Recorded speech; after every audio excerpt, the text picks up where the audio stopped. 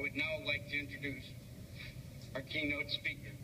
This individual was a 24-year veteran of the Hammond Police Department. A member of the Sex Crimes and Domestic Violence Divisions, she became the first female to attain the rank of captain, in fact, the first female sworn officer of the department. She then was elected November 3rd, 1998 as the District 1 State Representative and has continued to serve since.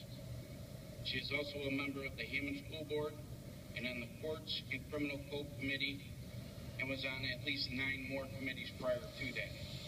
She was chosen by the Indiana House Democrats as their minority leader on July 26, 2012, at which time another first of a woman to head the caucus in the Indiana House of Representatives.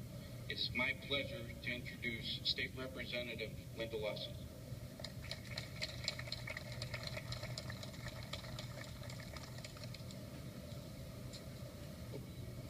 Thank you for that introduction. I really appreciate it. Good afternoon, everyone. I just need to mention that it was a little over 40 years ago that I walked into City Hall and I asked for an application to become a police officer.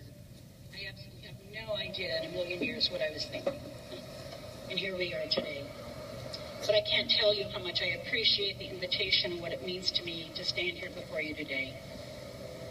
In 1962, our president at the time, President Kennedy, signed a proclamation designating May 15th and the week at which it falls in to be the National Peace Officers Memorial Week. Today, we are here remembering those officers that paid the ultimate price, protecting the citizens of Hammond, Indiana. Each of these peacemakers have earned their own seat in heaven. Each of their stories is a tragedy, for these 7 men did not die. They were murdered in the line of duty. These 7 died because of selfishness. They died because of cruelty, and they died because of the disregard of law and order. We should feel more than angry. We should feel rage because it was an affront to each one of us.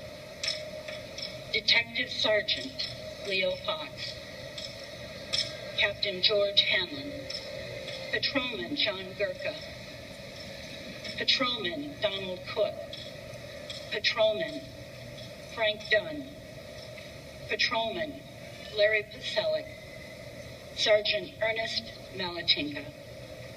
These 7 noble men that we remember today, they would certainly be very grateful for the thanks, and they would be touched by our tears and our gratefulness.